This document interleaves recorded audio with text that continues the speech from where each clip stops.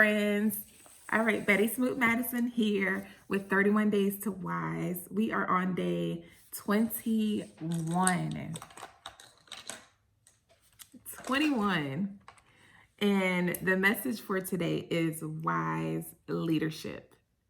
Wise leadership. So, verse 1, or chapter 21, verse 1 says, good leadership is a channel of water controlled by God. He directs it to whatever ends he chooses.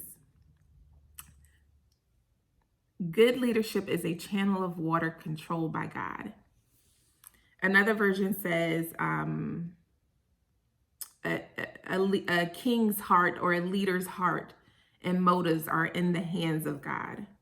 A king's heart or a leader's heart and motives are in the hands of God. Verse 2 also says that all of a man's ways seem right to him, but the Lord weighs the heart.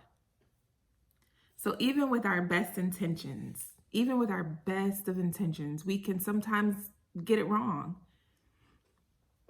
You can sometimes get it wrong. But a good leader, a wise leader, always seeks God daily. They seek God daily so that they are not so easily influenced by everything that's around them, but that they are tuned into God and making God decisions. Making God decisions. Our decisions can easily be swayed by external, outside forces, things that we see around us. Our decisions can easily be swayed by what's going on in the world, what's going on in front of us, right? What's trending. Our decisions can easily be swayed by what's trending right now. But trends are fleeting. Trends are always changing. Trends can change every 3 years, every 5 years, or trends can change every week. A new trend can pop up, and then in a week or two, that trend is old. So you can't base your decisions on trends. What's popular right now? Usually what's popular is usually the thing that's really not the right thing. God is the only force that is consistent, right? God is consistent. God knows what he needs to happen. He knows like where he needs the world to go. He knows which direction we need to take. And so I don't want to show up in my job, in my position, in my business, making decisions based on what the world is saying is the popular thing at the moment. I want to make my decisions based on what God says is the right thing. And what he says is the right thing. Verse 5 says, the plans of the diligent leads to profit, as surely as haste leads to poverty. The plans of the diligent, careful planning, and careful planning includes God. Careful planning includes God. You don't want to leave God out of your plans and your strategies. Careful planning, diligent planning leads to profit. It puts you ahead of the game. It puts you ahead of everybody else in the long run. Okay, so what are the characteristics of a wise leader? There's many. I'm gonna cover a handful, but there's many. All right. 1, discipline. Discipline. They have self-control. A wise leader has self-control. They are able to stay the course and stay on track. They're not easily moved and swayed. They're not all over the road, right? They're not, bouncing back and forth. You don't know who's going to show up each day, right? A wise leader is consistent. They're disciplined. They stay the track. They stay the course. right? They keep on the straight path. No matter what the influences are around them, no matter who's in their ear, no matter none of this, the wise leader goes to God and listens to God. And it's not to say that you don't listen to people around you. You listen to them, but you're not influenced by them. You're influenced by what is right and what is just. If you agree, then that's totally fine. But you're not easily influenced by all of these external forces and all of these things. They have integrity. Wise leaders have integrity. And integrity is just that they are honest and they're pure in their dealings, in their motives. Their intentions are always honest. Their intentions are pure. They just show up, right? Wanting to do the right thing. They have integrity. And that doesn't change.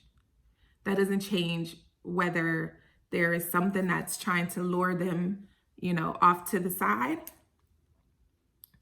And that thing may look super shiny and it may look, like platinum. But they are not easily swayed by that.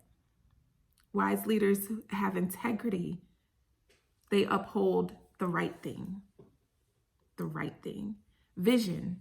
A wise leader has vision. They don't just show up like, twirling their fingers like, Wise leaders have vision and they stick to it. They see the bigger picture. They see the bigger picture of an organization. Whether that organization is theirs or not, it doesn't matter. A wise leader doesn't just give their best in their own organization. They give their best in support of other people's organizations. But they have vision. They see the vision, they understand the vision, and so they want to help achieve the vision. They want to help achieve the vision. So they set goals, they set priorities, they set strategies, they set actions to ensure that the vision is realized. They have discernment. Wise leaders have discernment. They're not easily swayed by everything that looks pretty or everything that looks good and sounds good. They have discernment. They can discern people. They can discern situations. They can discern places. And if any of that doesn't look like God, the wise leader is like, nah, that's not the way we're going to go. The wise leader, their business, their organization will always be ahead because of these characteristics. The wise leader is humble. The wise leader is humble in that they are not self-serving. The wise leader is not about self. They are not attention-seeking people. The wise leader actually does not want the attention on them. They want the attention on their people, right? They know that their positions, the wise leader knows that their position is not about them. It's actually to carry out the will of God. It's to carry out the will of God. The wise leader shows up every day to God in God's presence and says, God, how do you want to use me today? What do you need me to do today? What can I do to serve you today, God? Right? What do you need? I know my post in the position. I know that you posted me here in this position to carry out a specific task. So what is that task? What is it? so I can make sure I get it done. Good leaders, wise leaders, are equivalent to heroes. They're equivalent to superheroes in the same sense that superheroes don't wake up every day to save themselves.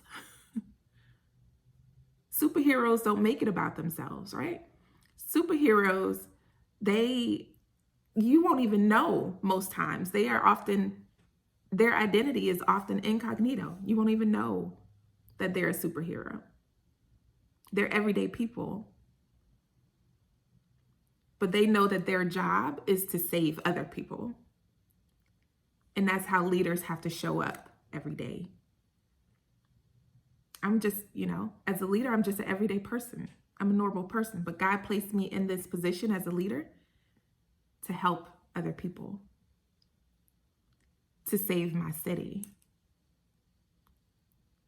right? So that's how you have to show up. They have fear of the Lord.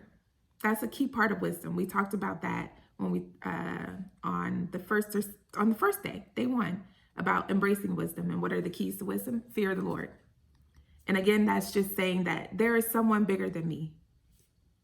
I'm not the top. I'm not the, I'm not there's someone bigger than me that is orchestrating and aligning good to happen. That's like God is seeking to orchestrate good, right? But he needs us people. He needs all of us to show up on our jobs, to show up in our positions, willing to be a part of his orchestra, willing to play our part. That's what he needs.